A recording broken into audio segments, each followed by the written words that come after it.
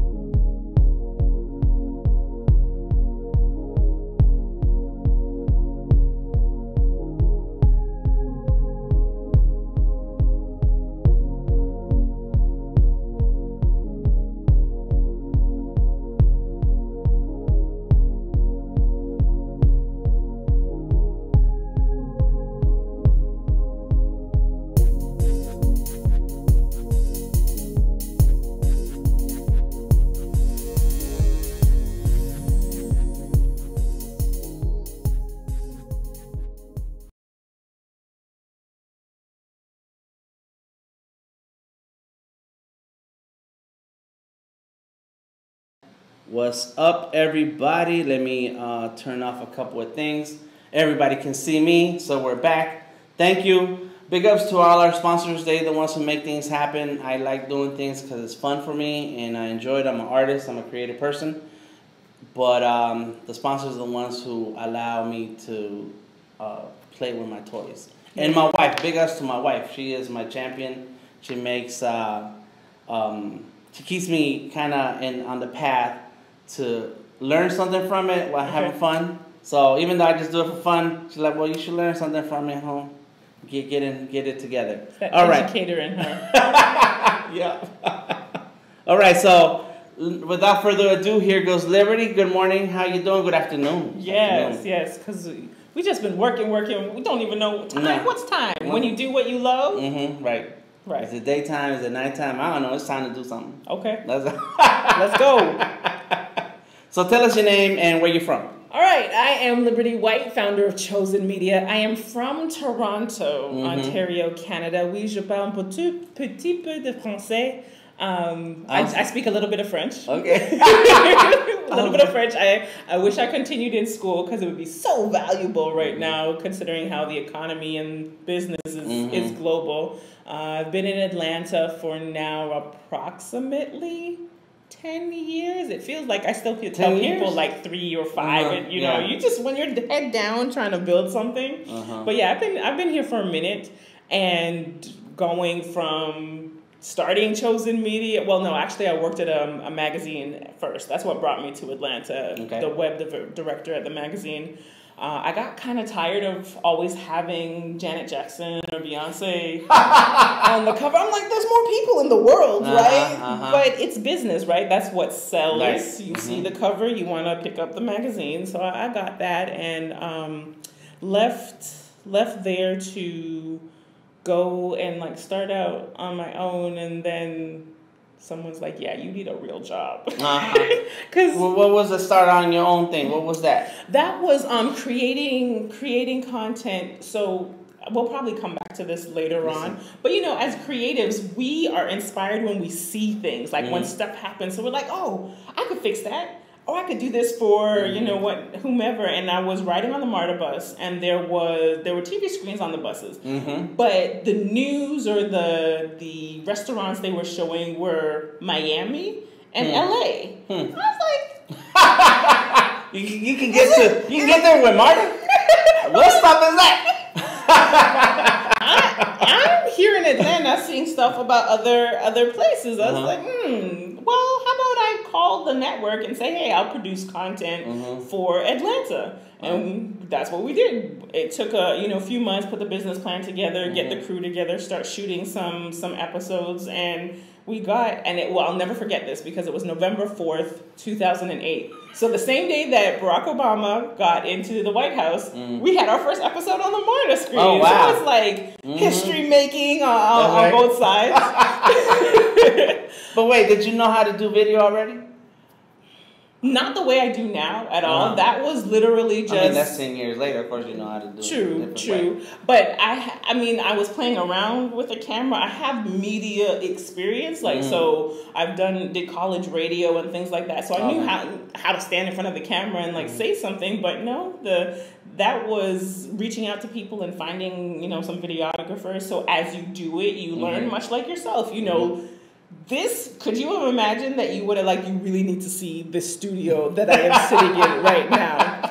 But you learn as you go. You see, you pick up things from places. So when it comes to video, and depending on what kind of content you're creating, it is the presentation, right? It's I know I've got a bubbly personality. I'm always curious. So I'm like, hey, let's go check out this new spot. That's what people, when they turn to me to find out what's going on. So that would naturally translated really well across video. So that was, that start. But 2008, market crashed. So that network, in a month or two later, they went bankrupt. Oh. So here it is, debut on the network. People are sending me emails and text messages. Saw you on the Marta on the bus. Saw you on the bus. Saw you on the bus. Oh my goodness, your show is so cool. And then it blindsides you. And that's, we're talking about entrepreneurship today. That's it. You never know what's going to happen. You can plan. We did all the market research and all that. It was a clear need. Right. Because no one else you have eyeballs, and you have tons of eyeballs already. They just sit there for an hour. They're not going anywhere. They're on Marta. They're not going anywhere. So so I've got Instagram running too. So hey, Clarissa. So then from that it was like, oh well, wait a second. When something goes bankrupt, that means the original value is now less because they're trying to sell and liquidate and pay their creditors. 10 years ago. So I was like, wait a second, I'll just buy the network. Okay. All right. Yeah. Take a big bite. Big bite. But that's that again, as an entrepreneur, you're just there to you see something, you're going to do whatever it takes to make it happen. Right. So 3 months, 6 months. I've never, bought somebody's assets of a business before. Do you know how long all the legalities in that? Wow. So let's just say 6-7 months in, money is drying up. Wow. And yes, I was told you need to go get a job while you wait for this stuff to happen. So, to say the least, those dreams were kind of shattered a little bit. But then at that point in time as well, 2008, digital is like really picking up steam. So email marketing, websites, like all of that. Where you went during that Marta bus time, where you're using video cassettes and editing and video cassettes. Yep. So the little DVS, VHS, whatever the little I have a whole crate. Yeah.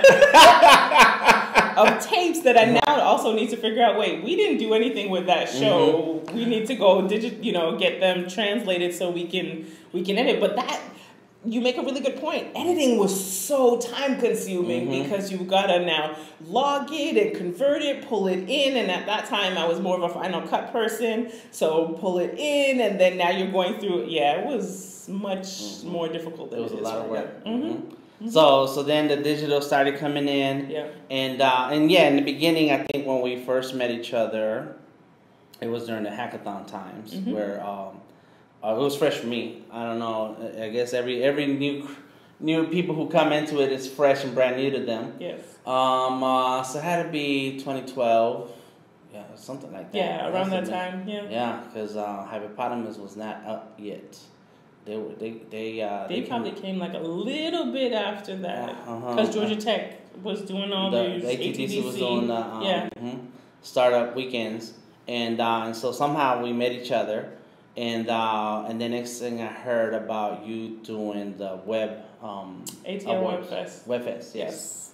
So what happened there? So you try to buy a network.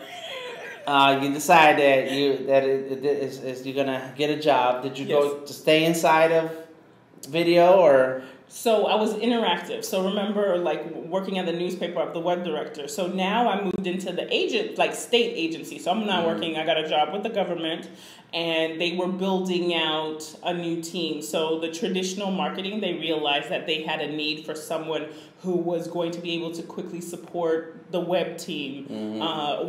Create the web team. Let's say social was just starting. So, I was responsible for Facebook, for Twitter, for LinkedIn, so getting them started, and then all their different divisions getting them started there. So it was good because those skills of, the media side and digital and web there to this new space where social is really, because Facebook was 2007, 6-ish, whatnot. Yep. So now realizing once they opened it up from college students to the everyday person, and this is the playground where everybody is. So being able to have those skills translate to help there, but then also introducing them to video. So we would internally shoot the commissioner and do videos with the commissioner doing announcements, or the tourism team. We would do some things there. So it was an interactive space. So anything digital was in my lap, and then we grew it out to some other people in the team. But you still did your own personal stuff? I did. So there was a period of maybe a year or so that I didn't do a lot, just because working a full-time job sometimes is challenging. But then soon after, it was just, again, when you see a need and you realize, wait, well, are they doing? No, they're not doing. Okay, well, you know what? I'll try it out. Just go ahead and do it. So now the beautiful thing with the ATL Webfest, though, is somebody else came to me. Our names were in circles where people said, you should know that person, you should know that person. And we met at an event where I was like, I think that's Jasmine, who somebody said it. And I tweeted at her, and she's like, oh yeah, hey, how are you? I'm like, I'm right beside you.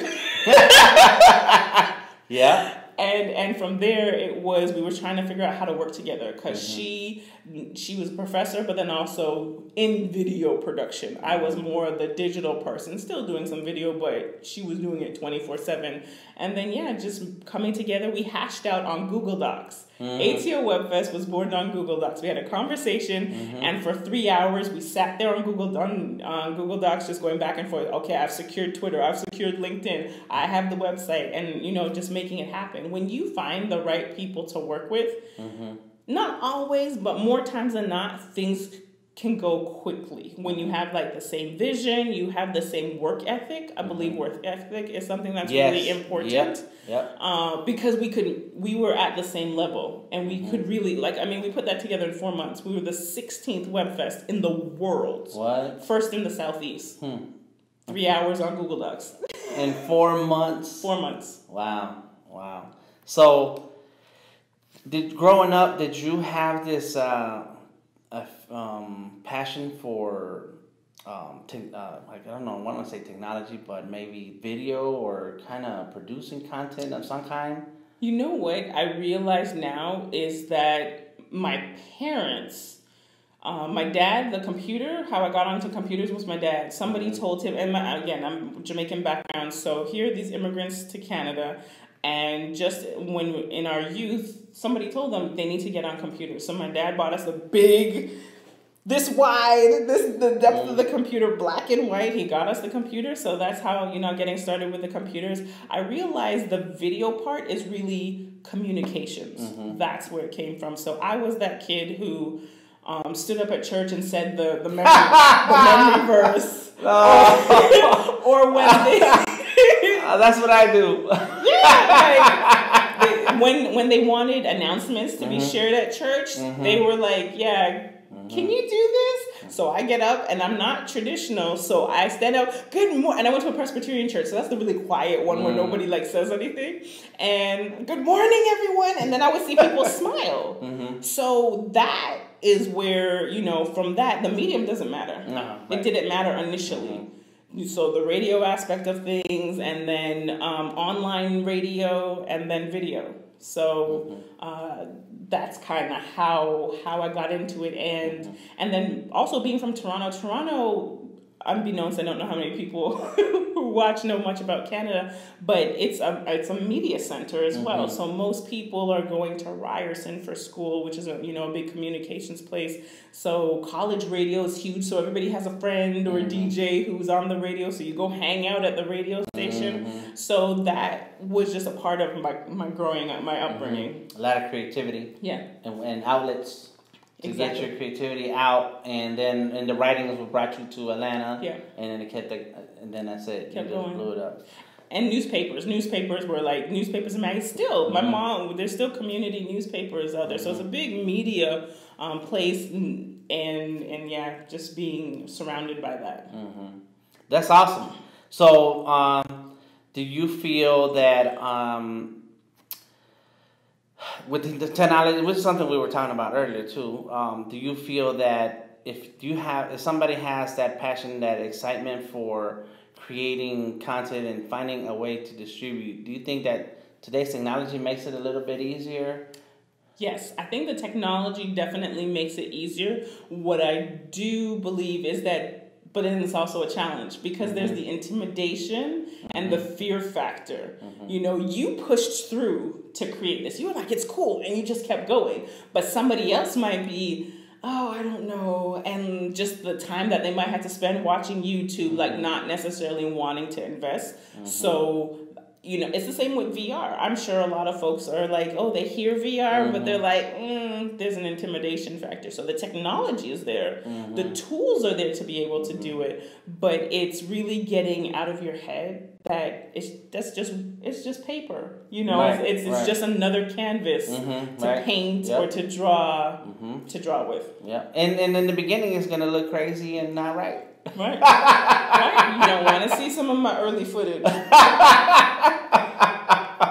What was your inspiration for, when I started the meetups and we were in at Hippopotamus, you came and you did a live stream. Yes.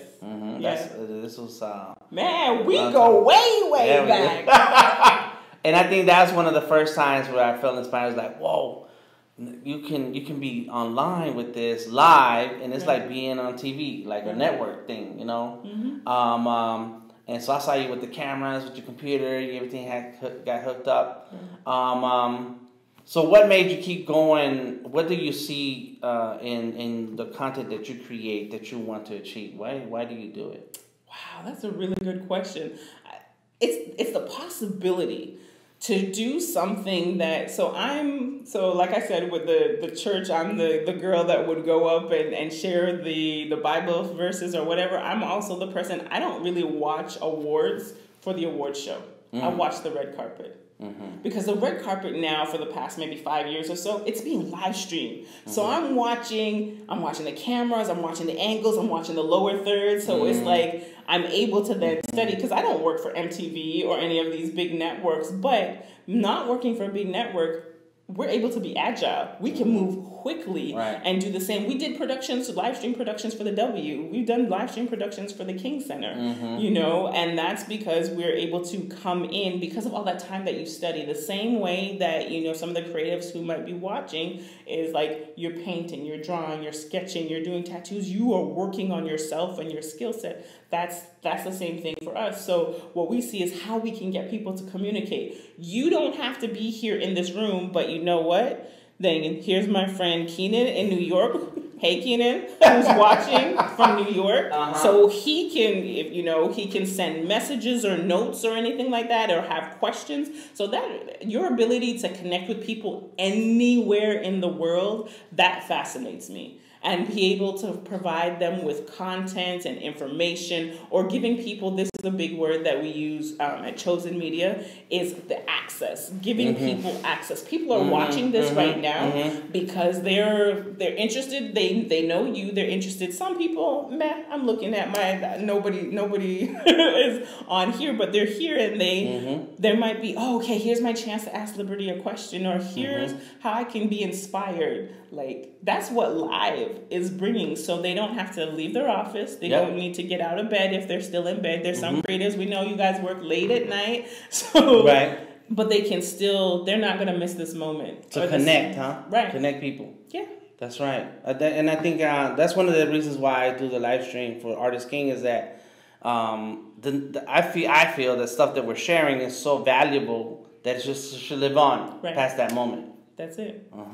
But yeah, that's a good, I'm sorry, go ahead. No, I love that you said that, because a lot of times, so early on, so live streaming, like on this level where it's consumer friendly, where you have, you have Cinamaker, who's making it accessible for maybe even smaller brands to be able to use their tools to connect with their audience. Most times people thought, well, people won't come to our events anymore because they can live stream. No, if they're going to come to your event, they're going to come. What live streaming allows you to do is get the overage of people who probably weren't, but they can still get a touch point. There's a stat that says you need 6 to 9 touch points before somebody's going to buy or trust your brand. So by you live streaming your meetups, that's someone who's curious, who they wouldn't have gone to your meetup.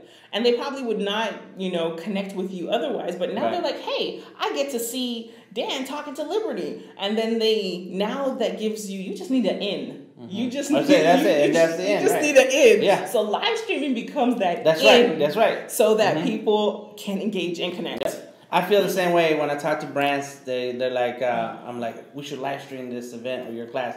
They're like, no, that's our content. It's proprietary. Like, listen, nobody's going to steal and do what you do. It ain't going to happen. They're not going to be as good as you, even if they tried.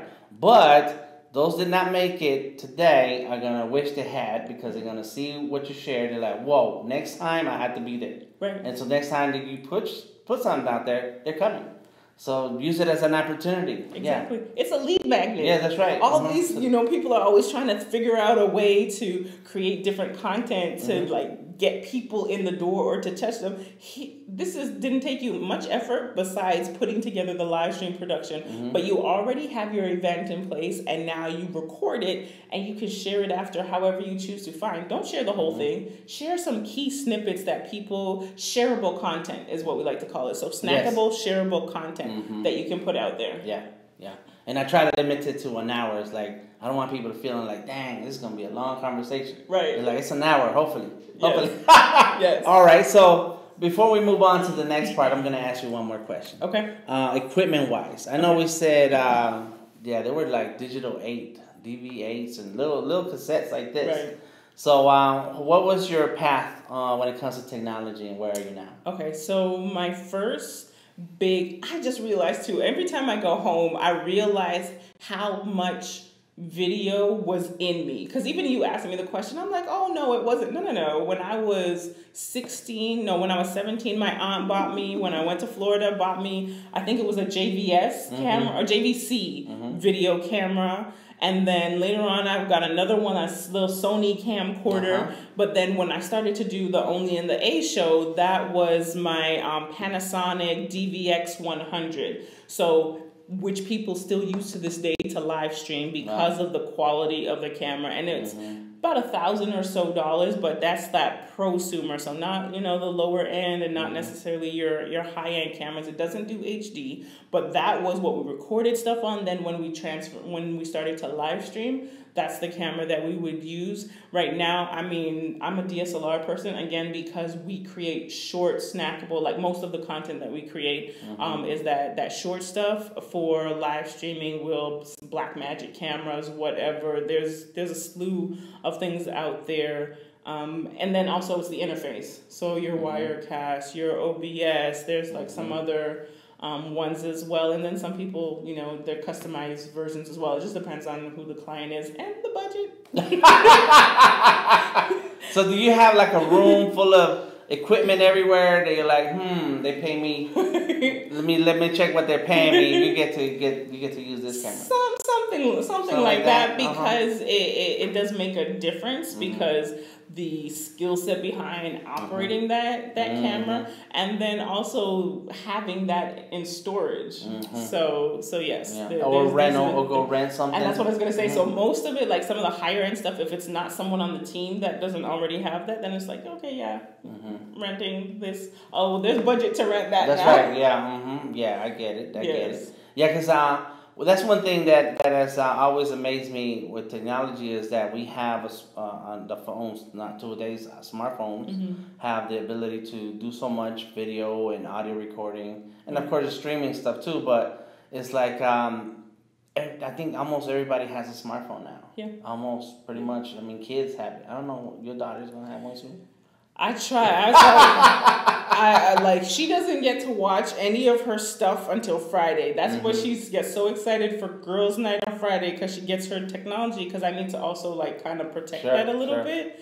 But I like what you said there, because Chase Jarvis, and for those who may or may not know, he's a photographer, but then he's just all-rounded everything, like creative. He actually was one of the first people who started doing like live stream talks with creatives. I want to say Biz Marquis might have been his first guest, and this was like some years ago, but he would bridge that gap between like the creative community and then, some thought leaders.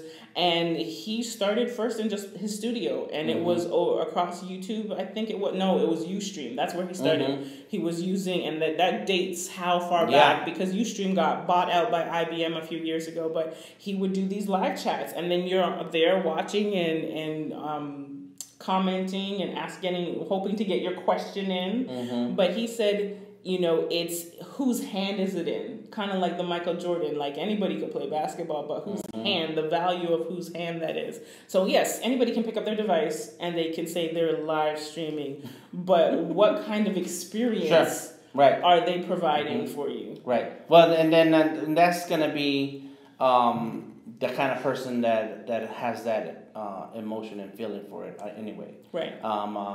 And that's who my focus is always on, the creative person. Right. Everybody has a number 2 pencil, but not everybody can draw. Right. Not everybody can take the test. Right. So who is it on? It's the creatives, but because technology is everywhere nowadays, and the entry point is just within your fingertips, it's like you have to put it to work. You have to do something with it. That's where my creativity comes out. And is just trying things out, but I know it's a long path to get to where you are, and and so I find other ways. Like, well, we have a smartphone available to us. We got equipment around. Right. We got MacBooks and Surfaces. Like, what is it? Can we do with this? Yeah. Besides that one thing we bought it for. Right. Besides making phone calls. There you go. Come on. So I'm interested always in hearing what other people have. So let's go through some messages. What do you have there? Anything? So I have a lot of highs and hey Liberty, we see you. Oh, Lindsay, hey Lindsay. I think she just like jumped in to say hi. But yeah, no questions yet over there. But I like what you said too about like using what you have. I think that's really important because going back to that intimidation factor or just being concerned with, okay, I need to, this is another thing that gets me. I remember speaking to someone last week who I saw their DSLR and I was like, oh, you know, that's really nice. And he's like, yeah, it's my wife's and she doesn't do anything with it. See, that's the thing. I would not tell somebody to go out and use a DSLR to start shooting until they had continuously been shooting for either weeks at a time or they're working on a project, because most people, they get really hyped about the technology and then they fizzle off. I was like, no, use your iPhone, your mobile device, and start shooting, create content. So that one, you can feel good about yourself, like, hey, you can kind of see what's not working, what is working.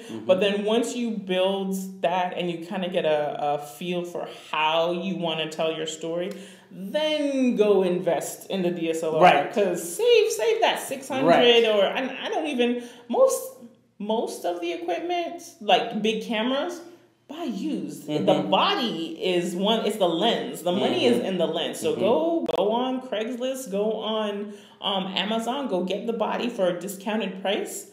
Make sure it's legit. Yeah. And then, you know, go from there. So there are ways to get in and get access. That's right. I'm going to go over some of the comments that were left on Facebook. Okay. And Rick Clear, now he's another influencer that got me into this video stuff, because he started coming out to the Artist King conference and recording the sessions. Okay. And he's got cameras and cameras.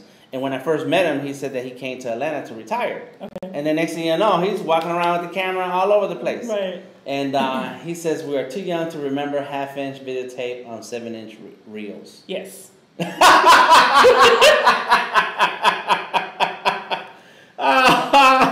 argument. Yes. Yeah. And then says we had the same passion, and that it's the startup life, the art up life, and the entrepreneur life. Yes. Yes. Yeah. I want to touch the screen on the MacBook. I was gonna say, I was like, your Mac does that. My Mac doesn't do that. I almost got it to do it. And then Odi Adelacun says, yes, Canadian born. So you were born in Canada? Wait. In Toronto? Wait. Oh. We? Yes. Oh, we. All right, cool.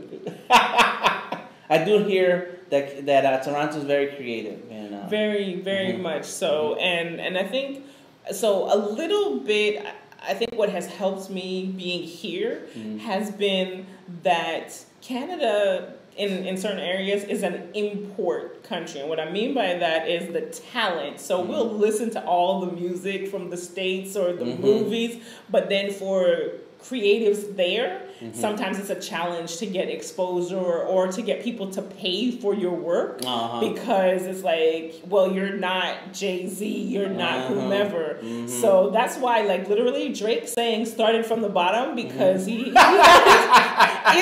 is so true. Wow. You've got to hustle, until, you know, you get that recognition. So again, the West Indian side is part of the work ethic, but then also knowing it's a luxury to be in a place where I was on the bus. I said, hey, I'm going to produce a show. Yeah. And it happened. Right. At home, that would take months, if not years, to happen. That luxury part, and the fact that we have certain things that are within our reach now is why I stress artists that they have to find a way to earn.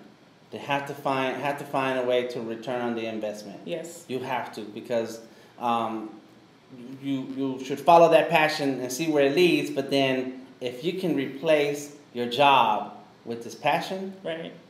Well, why not? Right. Why not?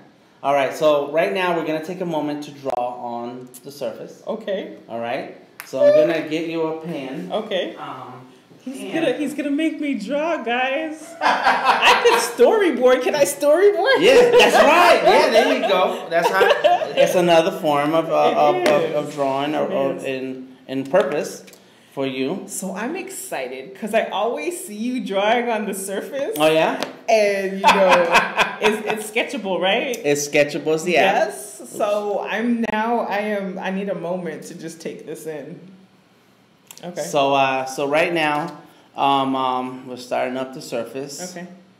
And so what we're I'm gonna run down the way Sketchable works. So here's Sketchable. And what I like about the surface is that it's of course a full computer, right? But you can draw on it, okay. Which is something that you can do with iPad and other tablets out there, but they don't run full computer software. Okay. So if you wanted to stop and edit a video, Sweet. you can do that. Stop. And I've been at the doctor's office and waiting because they always show up when they tell you to show up, but an hour later. Right. And so then I'll OBS, record my screen while I'm drawing, finish my drawing, open Adobe Premiere on the surface, edit my video that I recorded with OBS, yes, and then post it on YouTube. Nice. Yeah. Okay. All in one machine. You might make me, like, last night, Women Who Code got me thinking, maybe I need to pick up Python again, because I started and then I was like, okay, I was doing so much video, didn't have time for Python, but now you're going to make me, like, really consider looking at the surface. Yeah. Yeah, it's just for, like, an artist who creates digitally, it has everything in one place. And then you can snap a keyboard on and do your work and so on. Okay. So it's really awesome. It's really great. That's what I like about the surface. What I like about Sketchable is that you have one of the things that there's a lot of software out there, including Photoshop, is that it's awesome software, but you know, Photoshop is used by artists, illustrators, designers, photographers, like a ton of people. And I think it's almost 30 years old. Yeah. And so it has a ton of menus. And so when you're opening Photoshop, and that's how it was when I opened Premiere the first time, it's like, whoa, why? Wow. Why do I have all of this? Right. What? And that's how sometimes Photoshop feels like when you just want to draw. Right. So Sketchable got the best parts out of Photoshop and said, we're just going to keep it simple. Okay. And then so we have the eraser. I'm going to move this out the way so we can see the brush, the airbrush, and this is the paintbrush, pencil, marker, mechanical pencil, ink pen, and then some chalk. I remember that from like grade 2. That was like the cool kids had the mechanical pencils. Right. It's still a hot tool to have. And so then you can just pick whatever and then grab a color from right here, or you can also click on the color wheel and then choose your color. Yep. What if I want to change the weight? And so then you choose your tool again. Click on the tool one time, and then to the right it makes it thick, and then up and down helps if you go down, then the opacity. Got it. Yep. And so it is very simple and easy to use. Okay. So that's like one reason why we like Sketchable. Okay. And as I explained, the next reason, I want everybody who's watching right now to go ahead and download Sketchable if you have a Windows 10 machine. It is available in all Windows 10. You just go to the Microsoft Store on your machine and download a free trial. If you post a drawing that you've done in Sketchable onto any one of these network internets, all right, and tag me, DTM Delta Tango Mike, or do the Artist King _Sketchable hashtag Artist King _Sketchable. I'll choose somebody to give them the unlocked version. Yeah, so Sketchable. That is huge. Yeah, so then you get to use the software for everything that it has forever. No subscription, no nothing, one time. And so that's everybody who's watching right now. Please do that. All right, so now the second part that I like about Sketchable is that like you don't have to move this out the way. Oh, okay, because I wasn't sure how to. And then just click that back again. Yes. And it goes away. There it is. Got it. Gone and off. Okay. On and off.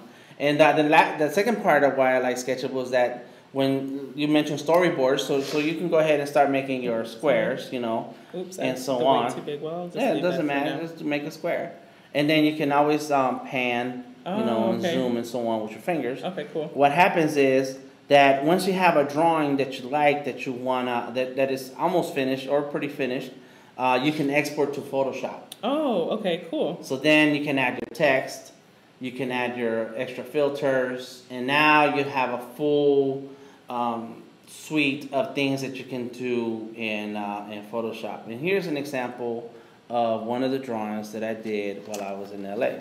That I saw when you shared that, and I was like, see, I love how you're able to take like relevant or pop culture, because that's Thanos. But wait, what do you call him? Somebody called it Thanos. Thanos. Thanos.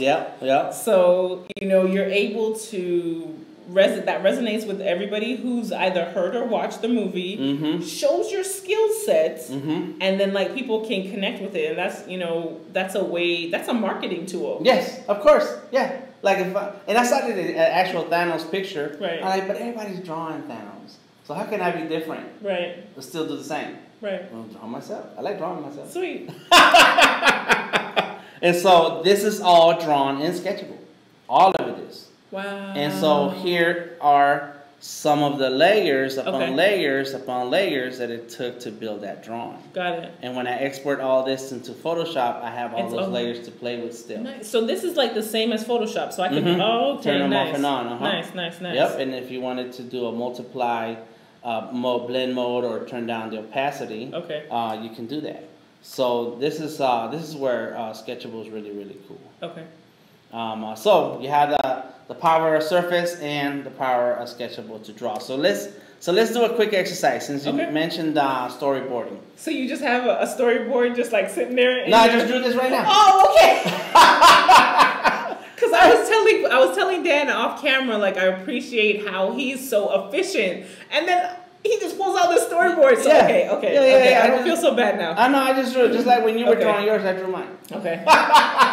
Okay. So take us down one of your exercises if we're doing a Marta shot. Well, you know what I was thinking, since we're at like post office, that maybe so you have 4 scenes. I did 4, and that's fine. Like, even thinking about, if we're thinking about social and the way social media is so quick, Instagram started at 15 seconds. So yeah, I probably like maybe 5 seconds per slide or per scene or board. So maybe it could be like, I might say something, just thinking through how I got here today. Or first, actually, when we start a project, it's like, okay, what's the goal? What are we trying? What's the story we're trying to tell? So if we're trying to promote this place, from what I know, so we're gonna make this up as we go along. And guys, feel free to jump in and say something. And tell us what we should draw. But I'm kind of thinking, like, I loved walking down. Like, once I got parking, walking down. So it's like, okay, so I think this. So let's start with that. So first is the purpose, yes, and then how long can we tell this story? Right. So the time frame that I say, what's the run time? So the final time. So are we doing 15 seconds, 20 seconds, 30 seconds, or is it 60 seconds? Okay. And so right now, since you got 6, what is the run time for something like that? So why do you choose 6? I did 6 more so because I was like, because I might cancel, like I might cut some of these. It's really your key scenes. So I'm thinking, okay, you know what? Let's use this for a 30-second. 30 seconds. Yeah. And these are key scenes. So when you do storyboard, it's like, we need to include this action. Yes. Yes, what needs to, like, so this, I'm doing the first one, my establishing shot. Like I said, I'm here as I walk in, so here's, the sidewalk, and we can see across the street is the building. And it had some cool arches, I think it was, because I took a picture. But there we're in a very old building here in Atlanta. Yeah, and like the underground area. What was really cool is just looking, I didn't even know that there was, is it a cafe, would you call it? Yes. What would you call it downstairs? It's a cafe. Okay, so maybe you might do something where you're just like panning the room. I think I saw food on the side over here. And the beautiful thing about storyboarding is it does not have to be perfect. You just need to be able to explain what's going on. The pantry was over here. You had your folks over here. I might just actually do one. Oh, and there's an undo button. I saw that. Undo button, yeah. Let's undo that. And then check this out. Here's another cool thing. You can use 3 fingers to scroll to the left, and it does the undo, or you can redo. And so scrub. There you go. That's right.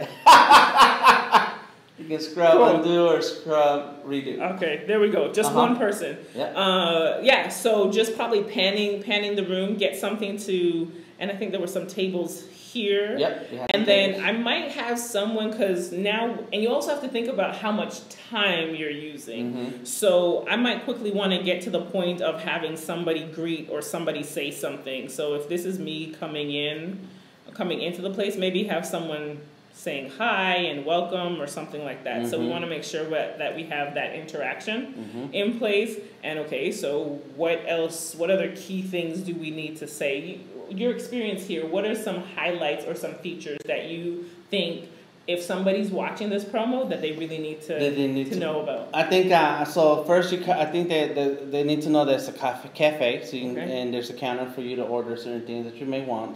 There is fresh fruit, so that's great. So those that want, those were my oranges. Sorry. There you go. All right, awesome. Those that want the healthy snack, right? And then the tables are so you can chill out and you had a meeting earlier today, so that was good. So I think once you meet the person, then you know that there is a co-working space included with this cafe. Okay. It is, of course, it is a different rate than hanging out in the cafe for free. Right. But that is the thing about Post Office, that we're right here in downtown, within walking distance of everything, including their own cafe. So after you talk to the guy, you can have the option of taking the elevator to the second floor to where we are, which is a very awesome place to work. Okay, so somewhere. So I don't know how do you say that.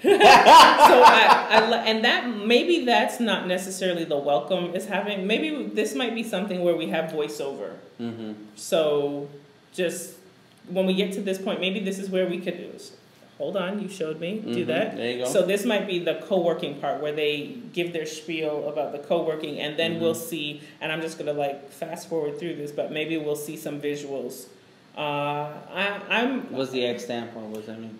I'm gonna write here we're gonna use like maybe 3 shots. Maybe once you come through the elevator, you see someone on the phone. Just thinking about again the key things that happen here. You want to be able to see it, right? Nobody tell you about it. Exactly. Show, don't tell. Oh, okay. So okay. Let me write that one down. Show. That's the whole thing with video, right? Is that what you could say in like.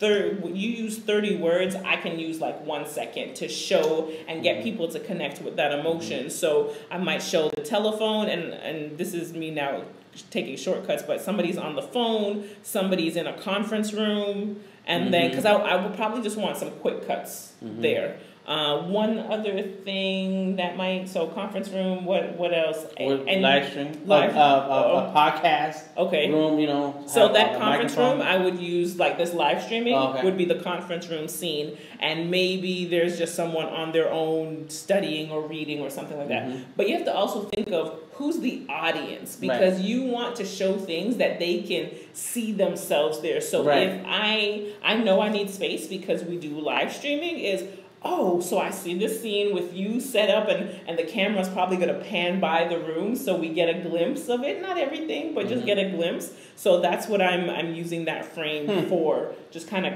those would be quick cuts of showing that, because you want the audience to connect with it. So they're like, oh, post office. They need to see themselves in that. Right.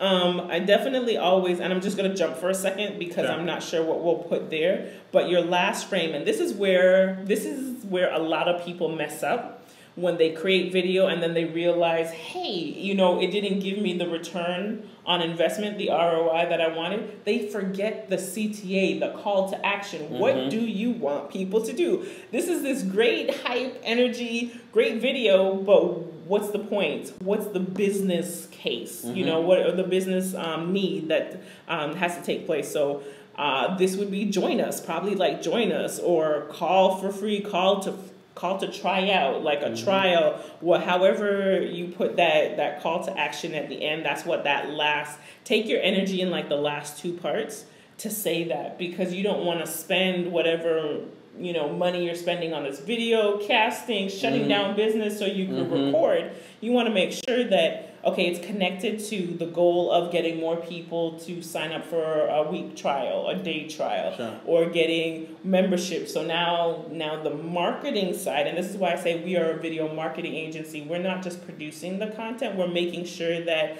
okay, here's the marketing goal, is that you have registrations, you get people on your email list or however you make that work. So this would be, this was my experience today of walking through and seeing the place. That's like one way that you can do it. And then if you do turn it into a series, maybe then, you come back around with another video where it's focusing on this part, where it's focusing on the cafe. I was going to say that, like, a series would be like a 20-minute segment where or you even talk 10, okay, 10 real quick edible, right? Where you have an interview with somebody who does one of these things that we just showed. Yeah. Oh, nice. And just the point of video, especially for a brand, people do not want to be sold anymore. So one of the things that Facebook has been doing lately, and I get it, it's business, that's what they do, but when you're watching, Facebook Watch, and then you get interrupted with an ad in the middle of your experience, they get that you're invested in whatever that content is. So you're going to sit You can't, there's no skip button. You can skip on YouTube, but, some of the YouTube ads, but you can't skip there. So you want to be able to sell without selling, without being forceful. So the gentleman, I don't remember his name downstairs, but he was really friendly. He brought me upstairs. I might want to, what does he do? What is his story that we can share with the world that would then again draw them in? What it's like to work, all the interesting people he meets in the cafe. Because you know what? If you're somebody who's just a creative or just starting out, you might want to be where other movers and shakers or other creatives are. So he starts telling you, so he's selling, but he's not selling. Right. Because he's just telling you about his job, his story. That's right. Nice. That's good. This is how you start this off. That's it. And then, you refine, you see, that the lighting doesn't necessarily, the window, you think through all of those things, but it's a good framework to begin with, and just really thinking about what are you trying to communicate to the audience? What are their needs? Everything we've spoken about today was based on us just saying, well, what's the problem? What are we solving? Well, by showing people it's a friendly place, by showing people all the different tools and amenities, and showing that we're inviting, that's what we need to share. That's what we need to communicate. And a lot of times people have that challenge where, well, what do I say? They know they need to do video, but they don't know what to say. So start with when you don't know what to say, at the very least, show, don't tell. Yes. That's it. Let's go with that. Yeah. All right. Good. So this is a good little quick class. Thank you very much to everybody for showing us. No problem. We're gonna check the messages. It says here how to best use video on different social sites. That was the question. Okay. What is best for what type of video? FB, YouTube, your own website, or all of the above? So one of the things we always say is go where your audience lives, works, and plays. So if and I think that is Rick. So just thinking about your bottom line. So and I'll use this as an example. I know that my Facebook audience is slightly different than my Instagram audience, which is slightly different than the LinkedIn audience. The Facebook audience is pretty much like people who they're curious, but they're not necessarily going to pull out, their wallet, or if I put a link up for a class, they're not necessarily going to sign up instantly like that. But then on LinkedIn, I know that if we do a bang out, take a snippet of this talk, this whiteboarding, that is going to push sales. So you want to make sure, well, what is your goal, Rick? What are you trying to accomplish? Is it a branding?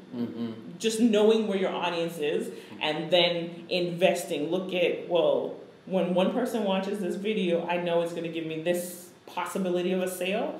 Then that's the platform that you wanna focus on. If that the revenue is a part of your goal. If it's a branding thing and it's just a brand awareness, maybe then it's Instagram, where you can really leverage hashtags. Where your audience lives, works, and play. Lives, works, and play. That's right. Yeah, because so often people are pushing, they're pushing a business message on Facebook, but those people, they just want to have fun. They just want to see you draw. They don't want to be sold. They just want to see you draw. But you know what? By being on Facebook once a week, and of course we know that's not the truth, or that's not the case. You're on there more frequently, but by showing up, you're building trust. So that a month from now, when you tell them sign up for Artist King, they already have a relationship with you. So that's kind of how you want to figure it out. So if you're cash strapped, you might need to focus on Instagram, your energy there, and then occasionally do Facebook, again, based on your audience. So it's really based on the individual, but then also using a mix of the platforms. I hope that answers your question. Right? That's a big, long answer, but I think it does answer that stuff and more, because you're a professional at this. This is what you do, and since we started talking about this on your professional level, you do have an upcoming class. I do. Yes, there's a class next week so it's like a 3-day class for different audiences. So we've got an Adobe Premiere class that's going to be at Tech Square Labs so that's Tuesday. Wednesday is one for event planners, because what we've actually found is some of the PR firms or the people who run conferences, those are the ones who basically need our services. So we're providing a service to help them do better, events with video.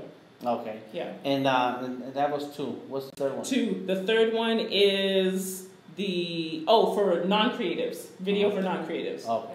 Because sometimes you're either in accounting or you're an account manager, so you know that you need it for your company. Like your company needs it, you probably have to.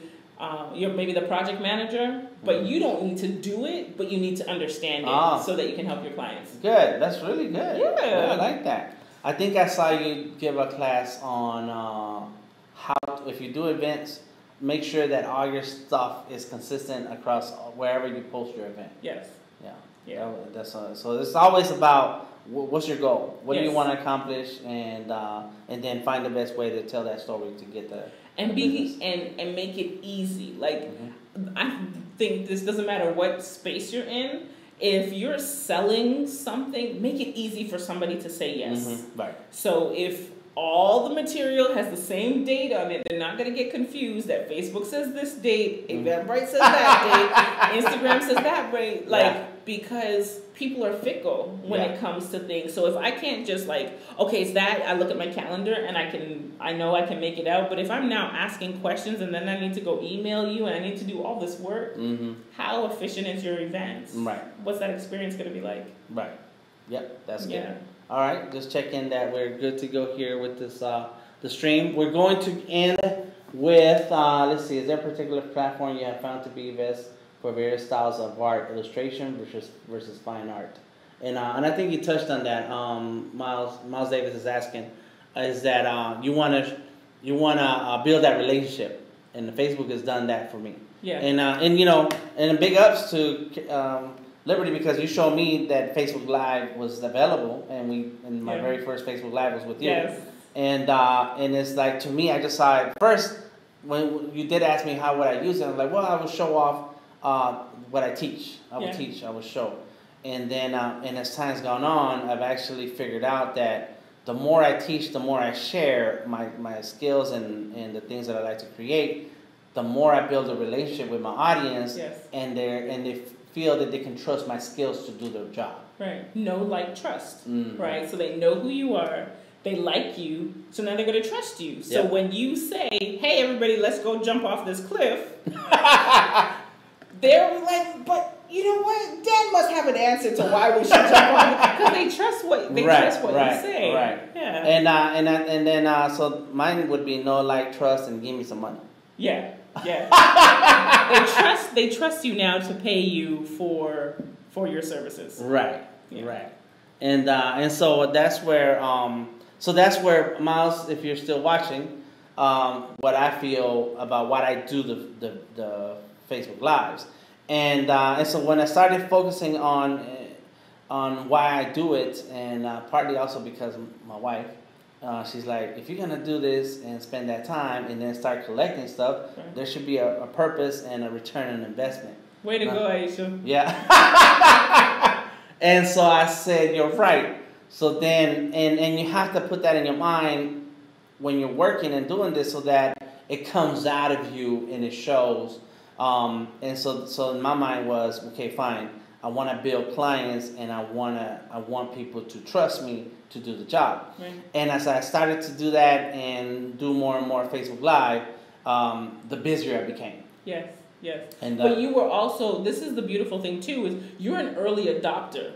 So you get that kind of like that space to test out the technology, see what works and what doesn't before it gets too crowded. Not everybody's doing, Facebook Lives, but you have been able to carve out an experience that when people watch, they know they're going to get tips, they're going to get information, they're going to see how you work, and then you engage, and then you build community. Yep. So while other people are trying to figure all of that stuff out right now, you've had like a year and a half to really put in that work. Yep, that's right. That's exactly, yep, that's good. I like it. I don't know, I'm just mind blown. It's like, huh? So much stuff. All right, so last question of the day, and if anybody has anything to say on the stream, I know I and Liberty will jump on and answer your questions through the posts.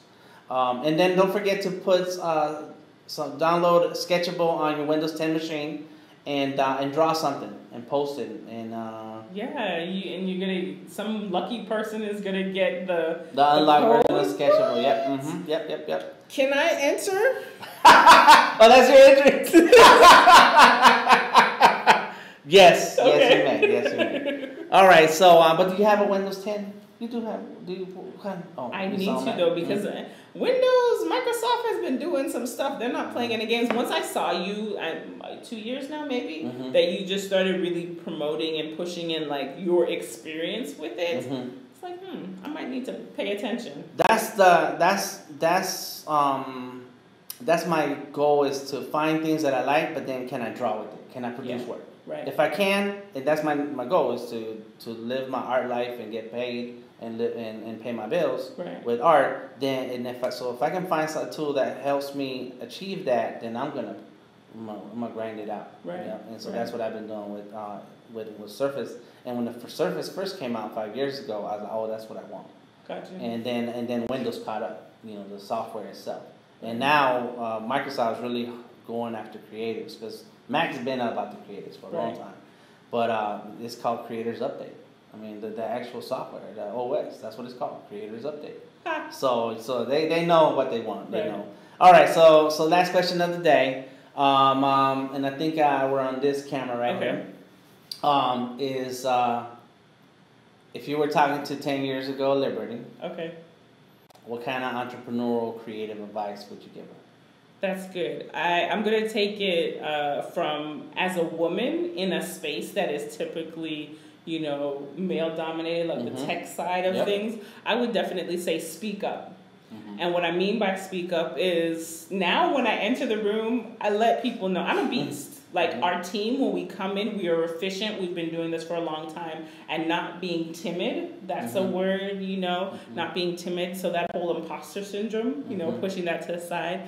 I would also say is to focus on your sales, building up that pipeline. Because as we just used that example of you going on, each day or whatever days you go on, and you're building that pipeline of people that when they think of illustrations, when they think of graphics, they think of you.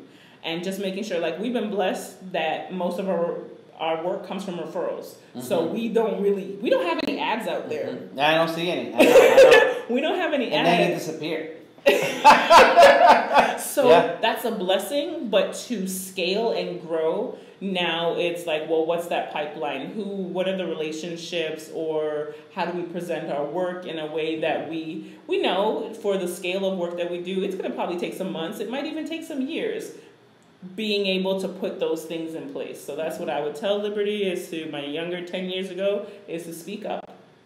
And then also focus on the work that comes to the bottom line of that check. I think it's a saying, like 20% of what you, is that saying 20% of what you do, the work you do in a business is the 80% of the revenue. Like, pays for 80%. Pays for 80%. So just figuring out, well, what are those tasks that we do? Do them really, really well, because that will free us up to do other things. So that's what I would tell. Awesome. Thanks. Sweet. Where can we find you online? chosenmedia.co, and that's with a Z or a Z for the Canadians watching. CHOZEN media.co. On Instagram, I am Liberty. And Twitter as well, but it's like underscore. I wasn't quick on the Twitter. I was not quick on Why is it two different kinds of I am Liberty? Because Twitter actually came. So Twitter came first, but Twitter, I was slow on it. So it was like a couple years after. So I couldn't get I am Liberty. So I had to do the underscore. And I don't, well, you can do underscore on Instagram, but you need to fix it so that it has underscores on all of them. But now if I change it, then all the other... Yeah, I know. But yes, that is where you can find me. And if you're watching this, I'm sure Dan is tagging us in the description, so you can find us there. Yes, we're gonna update all the videos the two segments that we are streaming now, and so that way you can find Liberty, get at her, and watch her pro work. Thank you for having me. You're awesome. You're awesome. You're very welcome. Yes. And you know what I need to do? I need to do like a Flashback Friday or a TBT of like our first live. I did a podcast with you some years ago at Sam. It was Sam Flax. No, whatever the store. One of the stores. I can't remember what store. It was Sam. Yeah, a few months ago it was on Instagram, right? Maybe, but we've done a couple. We've done a lot of stuff. So I was like, I need to like put these side by side. We've done some live. You came to the Artist King meetup. ATL, the Tech Village live stream. We did the Tech Village live stream. We did another Hippopotamus live stream, and then recently was Instagram live stream. So yeah, I'm down. Whatever you're doing, I'm down. Let's go. So thank you for joining us. This is DTM. Check out artistking.org. Follow us on the social medias, artistking_ATL. Find me at Delta Tango Mike. I am an artist illustrator. I love to draw. My hashtag is I like to draw. So let's do it. Okay. Thank you very much. Thank you. Very awesome. See y'all next time. Let me throw in our outro and we get to go.